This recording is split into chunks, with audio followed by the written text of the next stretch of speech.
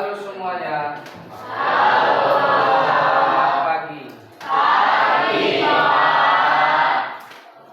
Sebelum kita mengawali aktivitas ini, ada baiknya kita berdoa menurut ajaran dan kepercayaan kita masing-masing. Doa dimulai.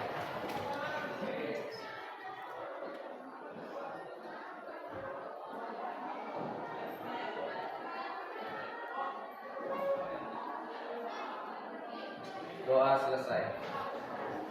Baik, ini kita ada materi tentang pengoperasian, pengaplikasian dan kolaborasi perangkat kecerdasan artifisial. Ya. Nah, sebelum kita lanjut, saya mau absen dulu. Siapa yang hadir, siapa yang sakit, siapa yang izin, dan supaya saya lebih tahu sekalian mengakrabkan diri. Abian Rari Sadik hadir. Alena Stepnia Hadir Pak. Alja Harumi, Aprilia Asipanur, Dimas Dwi Jitani hadir Pak. Jitani, Dio Alfian, Eja Pradana, Take, Fahri Surya, Grace apa ini? Gresla, Greslia, Iksan Rizky, kemudian payah juga membaca ini. Deng Palupi Wijaya, di mana? Deng ya? Jeng. Tulisannya apa ya sekretaris ini? Jihan Alfianda Putri, Khalifah Arif, Ada Pak. Lastriwani, Mentari, Meranti, Muhammad Asdi, Muhammad Fauzan, Muhammad Apis, Muhammad Haikal, Ada Pak. apa lagi? Naila Puspita Anggraini, Nazwa Nasrani, Nazwa Ayundira, Nur Ayundira, Rangga Pramana, Ratna, Riku Ardiansa, Sami, Sastra Wijaya, Sipirut, Silvi apa Silvi? Silvi Pak. Silvi.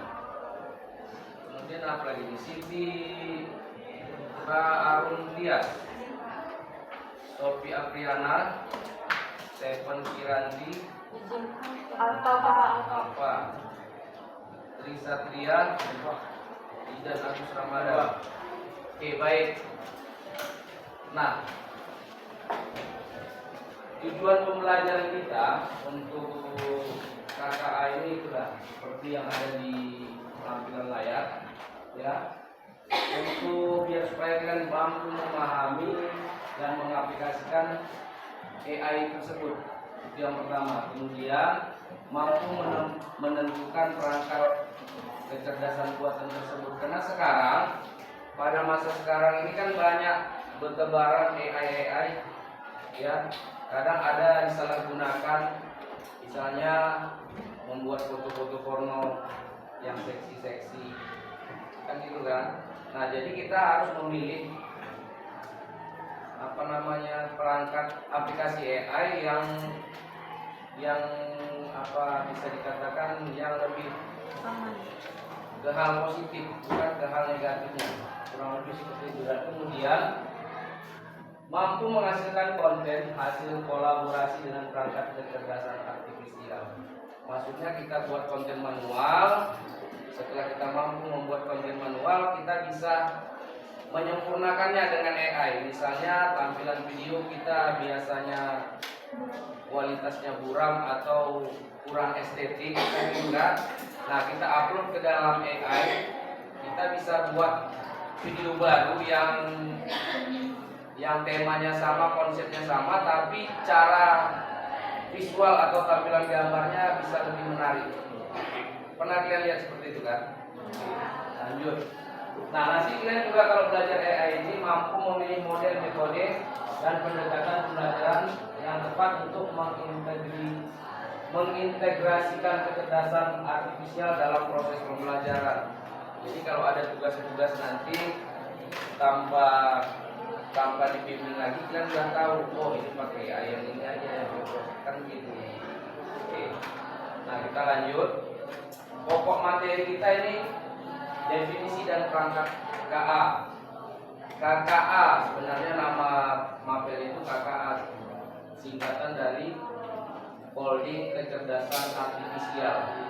Nah, kenapa nggak dibilang AI? Karena pendidikan atau pemerintah kita sekarang lagi menggalakkan yang namanya kearifan lokal. Jadi semua istilah-istilah teknologi tersebut sudah dibahasa Indonesiakan. Seperti pertemuan kita yang sebelum-sebelumnya saya juga sudah nyampaikan bahwasanya handphone itu dibilang kalau dalam bahasa Indonesia itu adalah gawai. Kalau email artinya apa? Apa bahasa Indonesianya? Surel. Kurang lebih seperti itu gambarannya. Nah, di sini bisa kita lihat peta konsepnya ya. Jika atau menggunakan fasilitas AI ini bukan hanya sekedar senang menyenangkan aja atau bukan hanya sekedar membuat konten kreator, tapi kita bisa menjadi karir kita kalau kita yakini dan tekuni ya. Nanti apa aja peluang karir di dalam KA itu nanti dijelaskan di slide yang berikutnya. Nah, sejauh ini apa itu kecerdasan artifisial menurut kalian? Apa yang Anda ketahui atau pahami tentang apa itu KA tersebut? Kecerdasan artifisial atau sering dikenal dengan istilah AI. Ada yang bisa memberikan penjelasan?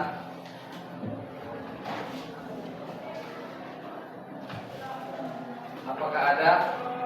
Atau memang sama sekali belum pernah menggunakan AI? Belum pernah? Kalau belum pernah, Google search itu aja udah pakai AI sekarang. Hasil AI gitu kan. Tanpa kalian sadari, sekarang semuanya fitur aplikasi itu sudah berkolaborasi dengan perangkat AI. Itu dia ya. Misalnya selain yang lebih gampangnya lagi itu pakai Meta lalu lintas. Kalian boleh nanya apa aja itu terserah. Tapi sekarang yang lagi kontemporer itu namanya Cici AI. Bisa buat gambar, bisa buat video. Hasil yang ditampilkan juga lebih estetik, gratis lagi. Kan seperti itu kan? Nah, oke. Berarti kalian udah paham apa itu kecerdasan AI? Udah bisa dipahami kan? Kita lanjut. Nah, definisi kecerdasan artifisial menurut para pakar. Ya, itu ada John McCarthy 1956. AI itu adalah ilmu dan rekayasa yang untuk membuat mesin cerdas, terutama program komputer cerdas. Kemudian ada Elaine Rich, pakar AI juga, mengatakan bahwasanya AI adalah studi tentang bagaimana membuat komputer melakukan hal yang saat ini dapat dilakukan lebih baik oleh manusia. Kemudian yang berikutnya ada juga sumbernya dari IBM. IBM ini sangat terkenal. Dulu pembuatan komputer pertama kali produksinya dari IBM. Membuat yang sebesar ruangan kita ini hanya untuk menghitung, kemudian mengkali menambah, itu produksi IBM yang pertama kali ya. Nah, kemudian dia mengatakan bahwasanya AI itu memanfaatkan komputer dan mesin untuk meniru kemampuan pemecahan masalah dan pengambilan keputusan manusia. Itu menurut para pakar. Kan gitu kan? Nah, kita next. Nah, definisi kecerdasan artifisial. Seiring dengan perkembangan zaman, akhirnya pengertian tentang kecerdasan artifisial tersebut terus mengalami perkembangan. Kerap bersentuhan dengan pertanyaan filosofis mengenai makna sejati dari kecerdasan. Dan sejauh mana mesin dapat dikatakan benar-benar cerdas. Namun dalam prakteknya, KA mengacu pada sistem yang memungkinkan komputer belajar dari data, mengenal pola serta prediksi atau keputusan secara mandiri. Nah, benar saja. Contoh, saya pribadi pernah menggunakan ChatGPT. Dari bahasa, dari sistem yang memungkinkan itu, yang bergaris tebal, itu memang kita dikenali langsung. Kita masuk pakai akun, ya, masuk pakai akun Google, kemudian kita tanya sesuatu, atau kita minta tolong buatkan, misalnya, tolong ringkas buku ini, kita upload buku dalam bentuk PDF, kemudian kita tuliskan prompt-nya atau deskripsi apa yang kita butuhkan. Misalnya seperti yang saya katakan tadi, tolong ringkas buku ini sebanyak 15 lembar. Padahal bukunya kalau dibukukan itu sampai 1000 atau lebih, kan gitu kan. Kita minta ringkas sebanyak 15 lembar. Nah, dia kerjakan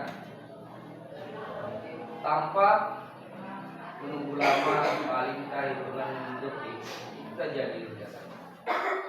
Nah, setelah jadi ringkasan tersebut, dia nanti nanya lagi, apakah ringkasan tersebut mau dibuat dalam PPT, dalam PowerPoint, dalam bentuk PowerPoint atau presentasi seperti yang kita tampilkan ini. Kalau kita jawab ya, dia langsung buat slide, tinggal kita download. Nah, kemudian nanti lama-lama kebanyakan nanya, dia bosan itu, nanti ada bosannya. Anda kebanyakan nanya, nah, kita stop dulu 24 jam. Makanya terlalu banyak nanya, makanya dia mengetahui atau mengenal pola.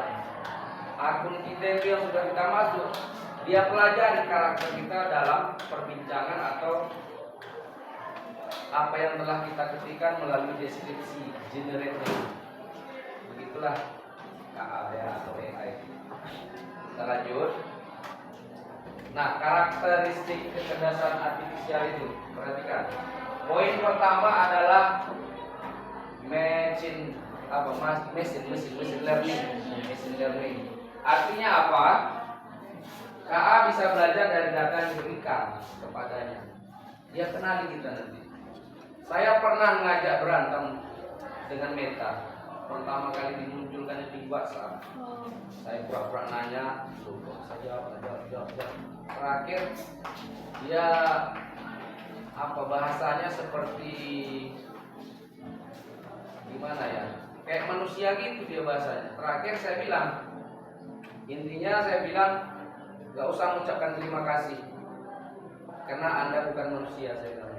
Ya baik, saya akan memperbaiki diri. Kamu bukan manusia, nggak perlu memperbaiki. Itulah berantem terus sampai akhirnya dia nyerah. Lain kali kalau ingin Anda bertanya lagi, silakan. Bahasanya makin lama makin kaku kalau kita ngelawan dia dengan logika.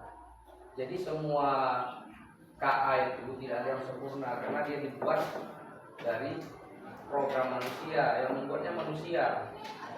Dia semakin kita pintar, dia semakin lebih pintar. Apalagi kita menerapkan atau memasukkan data-data ke dalam servernya, ke dalam generator. Jadi kalian hati-hati, bagus-bagus lagi ya menggunakan fasilitas AI. Ya. Oke, kemudian yang kedua, KA juga mampu beradaptasi dan meningkatkan performanya, itu seperti yang saya bilang. Dia belajar terus dari data. Walaupun tidak menutup kemungkinan KA tersebut pasti ada yang salah. Jadi harus ada penyempurnaan lagi berdasarkan data yang kita berikan atau yang diambil melalui server bank data tersebut daripada server AI-nya. Nah, ini dia. Yang ketiga, bekerja berdasarkan algoritma dan model prediksi atau prediktif. Dia bisa prediksi kita nanti. Cocoknya Anda di bidang ini gini, berdasarkan dari rentetan pembicaraan kita terhadap AI tersebut. Ya, kemudian ini yang keempat, mampu mengenali pola dan membuat keputusan secara otomatis. Kita nggak perlu ribet-ribet lagi sekarang. Tapi kalau saya lihat di kemudian harinya, kalau kita ketergantungan menggunakan AI ini, pastinya kalian candu nanti, apalagi anak-anak sekolah. Asal-asal apa petugas AI, langsung dapat. Jadi otak itu nggak berpikir lagi, semuanya serba instan. Jadi apa akhirnya? Akhirnya terjadilah pembodohan. Masalah apa tanya AI. Gitu ya.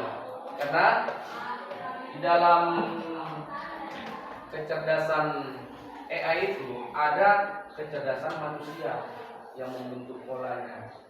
Nah, perhatikan di slide yang ini. Kecerdasan artifisial versus manusia. Mana yang berbeda? Menurut dia. AI tadi kita lihat. AI tadi satu, belajar dari data yang kita berikan kepadanya. Kalau kita nggak berikan data, dia ngambilnya data dari servernya atau dari internet langsung. Kemudian mampu beradaptasi dan meningkatkan performanya. Kalau kita ngasih masukan sama dia, dia belajar lagi mencari data apa yang kita berikan kepada dia saran tadi. Dia cari data melalui server seluruh dunia, kemudian dirangkumnya, dia buat kesimpulan langsung jadi. Itu ya. Kemudian ini apa lagi? Algoritma dan model prediksi. Nah, setelah itu dia langsung bisa memprediksi apa-apa aja yang kita butuhkan. Silakan.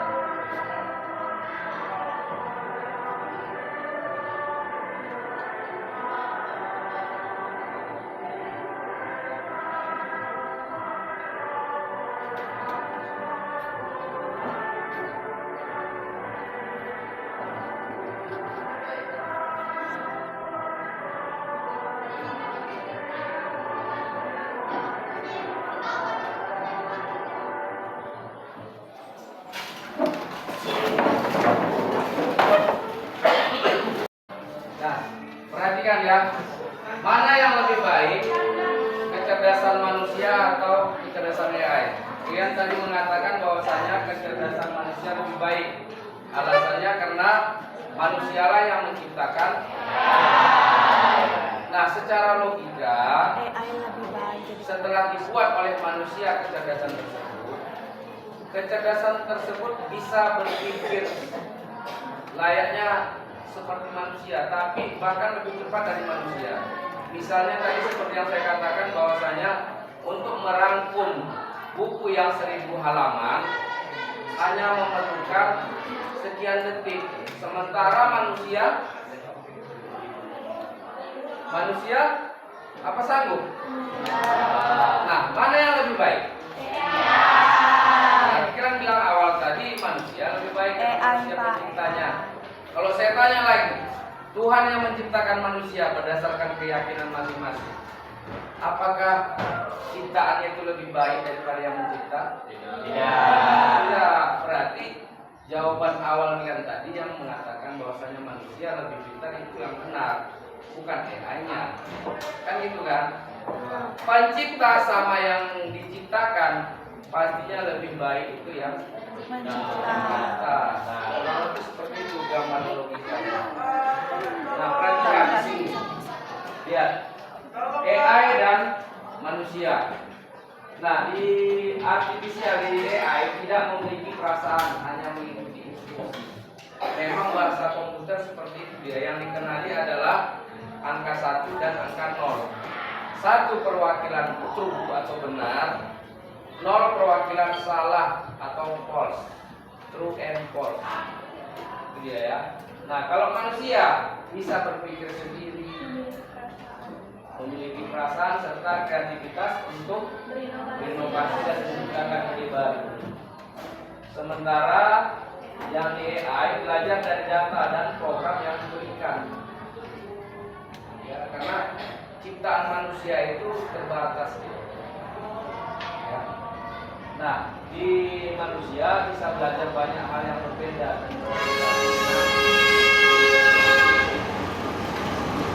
Kemudian hanya memahami hal yang ada di dalam datanya. Di luar daripada datanya, dia nggak akan pahami. Makanya AI itu terpilah-pilah, dia terbagi-bagi. AI untuk gambar, oh ini yang dipakai. AI untuk video, ini yang dipakai. Yang lebih bagus. Ada juga AI yang bisa merangkap kesemuanya, kan gitu kan? Oke, itulah perbedaannya. Nah, penting untuk diperhatikan bahwasanya AI itu atau KA itu tidak selalu benar. Kenapa? Jika KA diberi data yang salah atau tidak cukup banyak, maka prediksinya juga bisa salah. Oleh karena itu, semakin baik data yang digunakan untuk membuat KA, semakin akuratlah hasilnya.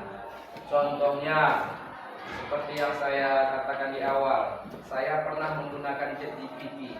Dia kenal akun saya, pokok bahasan kita tentang modul tersebut, contohnya tentang sebuah buku mata pelajaran. Sementara si Rangga punya akun baru menggunakan ChatGPT juga, tapi dia hanya membuat gambar-gambar. Tiba-tiba pada saat si Rangga nanya tentang buku yang saya sudah banyak tanyakan sama si ChatGPT, tidak akan langsung disampaikan sama si Rangga. Dia harus lebih spesifik, membutuhkan proses seperti yang saya lakukan di awal. Bisa dipahami? Nah, kurang lebih seperti itulah menggunakan KI ini berdasarkan data. Kalau semakin banyak data, maka dia akan semakin bagus penyajiannya. Makanya KA itu tidak sempurna. Nah, ini komponen-komponennya. Kemudian prinsip kerja kecerdasan artifisial itu seperti ini. Sama seperti cara kerja sistem pada komputer. Ada input, ada proses, ada output. Ya. Nah, yang di input di sini adalah data. Data itu apa? Dalam bentuk pertanyaan, kemudian dalam bentuk berita suara seperti kita menggunakan Google Doc, kemudian teks dalam bentuk deskripsi atau lebih dikenal dengan prompt, kemudian dalam bentuk gambar, misalnya gambar muram, gambar lama, kita upload ke AI. Setelah itu kita buat deskripsi, tolong jadikan foto ini menjadi sempurna. Dia akan lakukan itu ya. Nah, kemudian pelatihan data algoritma kecerdasan itu diproses sama dia, lalu hasil keluaran berupa keputusan, kemudian hasil karya ini prediksi ataupun saran. Nah, sejauh ini ada pertanyaan?